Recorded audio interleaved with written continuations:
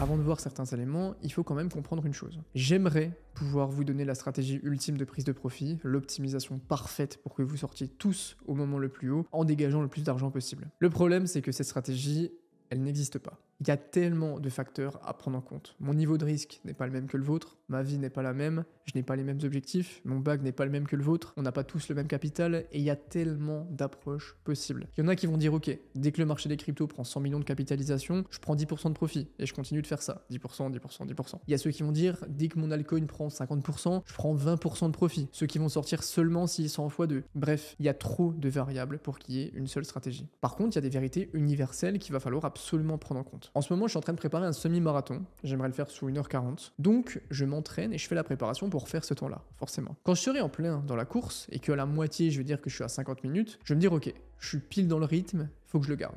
Si je visais 1h30, j'aurais été en retard et donc j'aurais dû me dire, ok, il faut que j'accélère. Donc en fait, ma prise de décision est influencée par un seul facteur à ce moment-là, mon plan.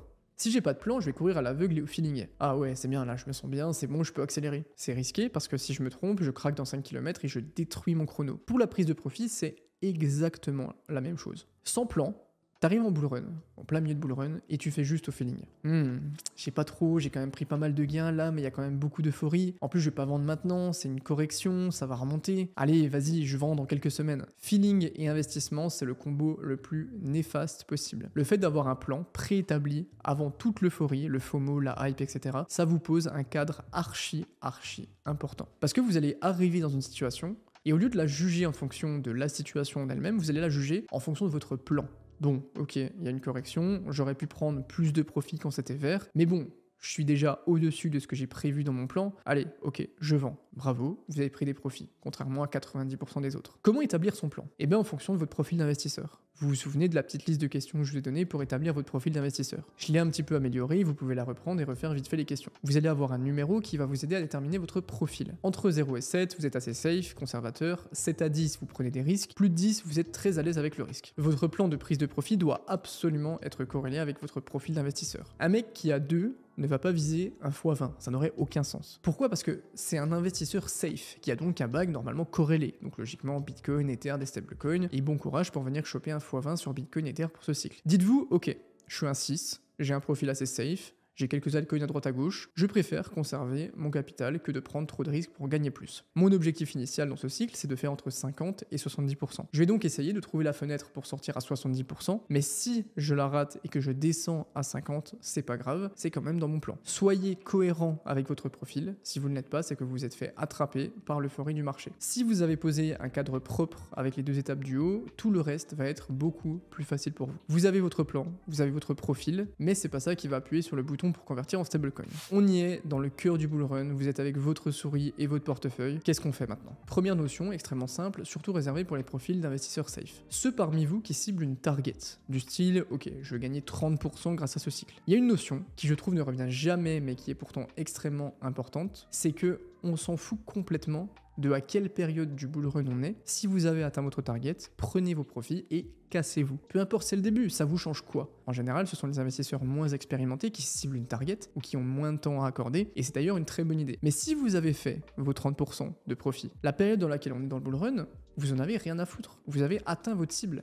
Bravo, prenez vos profits et ne continuez pas de vous exposer dans le vide. Soyez cohérent avec le profil d'investisseur que vous avez déterminé. Maintenant, comment prendre des profits en fonction de la situation macro, du marché? Encore une fois, ce sont des notions généralistes, on va voir des stratégies chiffrées après. Notre objectif à nous, c'est de vendre à l'endroit le plus haut du marché, mais avec de la sécurité. Donc en gros, ne pas vouloir timer le top parfait du bull run, parce qu'on l'aura jamais, mais plutôt de sortir à la zone prévisible, la plus haute possible, et j'insiste sur le prévisible. Pour ça, on va devoir reconnaître certaines infos. Il y a une stratégie assez connue qui dit que si vous ne voulez pas vous prendre la tête, vous prenez le halving, vous attendez 300 jours et vous vendez. C'est un peu hardcore, mais ça traduit une chose. La fenêtre du top du marché est prévisible. On sait que ça arrive généralement entre 8 et 15 mois après le halving. Rendons quand même nous compte de la chance qu'on a d'avoir cette information. Donc pour notre prise de profit, il faut se demander si nous sommes dans la bonne fenêtre de timing. Par rapport au marché actuellement, c'est trop tôt, par exemple, bien trop tôt. Une fois que vous êtes dans la bonne fenêtre de timing, donc dans la période de 6 mois qui contient généralement le top du marché, on veut essayer d'affiner notre analyse et d'être un peu plus précis. C'est un peu une sorte de qui est-ce géant finalement. Pour ça, on va regarder les signaux sociaux.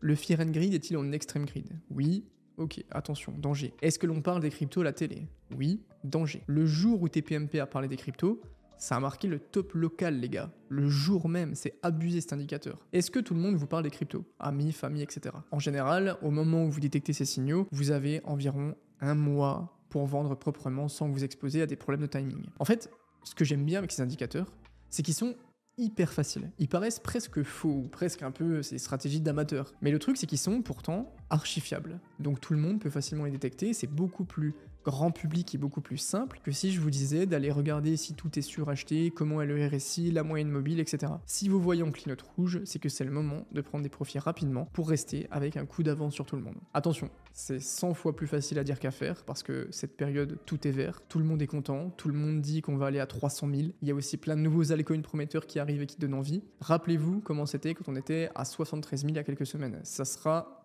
10 fois pire que ça. Pourtant, ce n'est plus le moment d'acheter quoi que ce soit, c'est le moment de vendre.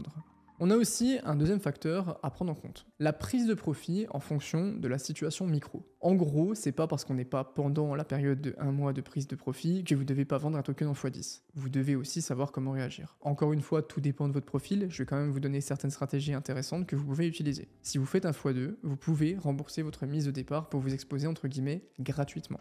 On vous dit souvent qu'il faut faire du DCA pour entrer sur le marché, pour essayer de lisser votre exposition et de trouver le prix d'entrée le moins dépendant des fluctuations. Et bien vous pouvez totalement faire pareil dans vos prises de profit. Par exemple, si vous avez acheté une crypto, vous pouvez mettre des ordres de take profit à 50%, 75% et 100% de votre prix d'achat. Vous pouvez comme ça sécuriser vos profits en fonction des prix qui sont atteints, tout en maintenant une partie de vos positions pour bénéficier des futurs prix. Parfois, on a des grosses news qui tombent sur des tokens, des listings, des mises à jour, etc., qui entraînent des méga bougies vertes. Ça peut être une bonne idée de prendre des prises de profit sur ce type de bougie. Si vous êtes un peu plus expérimenté, fixez des objectifs de prix et vendez au moment où le token atteint cette target. Vous pouvez aussi lisser votre sortie en vendant 25% quand le token est 20% en dessous du prix fixé, 50% quand il atteint le prix et 25% quand il est 20% au-dessus. Donc pour une target à 1$, 25% de vente à 80 centimes, 50% à 1$ et 25% à 1,20$. Je suis pas hyper fan de cette stratégie parce que si vous fixez des mauvais prix, vous pouvez ne jamais atteindre vos targets. On dit souvent qu'il faut faire du DCA pour rentrer, mais vous pouvez aussi le faire pour sortir. Une fois que votre jeton atteint un certain prix, sortez de 25% toutes les semaines, par exemple. Soyez par contre à l'aise avec le fait qu'il peut perdre de la valeur si vous faites ça, mais qu'il peut aussi performer.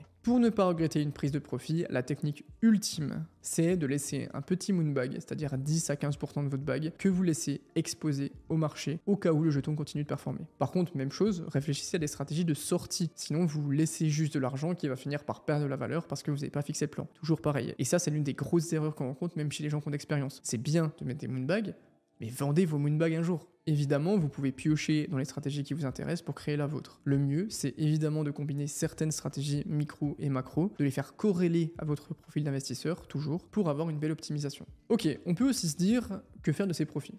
On les laisse en stablecoin, on les réalloue. Si vous ne convertissez pas vos actifs en des actifs moins volatiles, vous ne prenez pas de profit. Vous êtes juste en train de rebalancer votre portefeuille. Donc vous pouvez soit réallouer en Bitcoin ou en Ether, soit laisser en stablecoin. Il y a plein de stratégies. Je vous affiche à l'écran ma méthode personnelle de réallocation que vous pouvez recopier, utiliser, etc. C'est très personnel, ce n'est évidemment pas du conseil en investissement.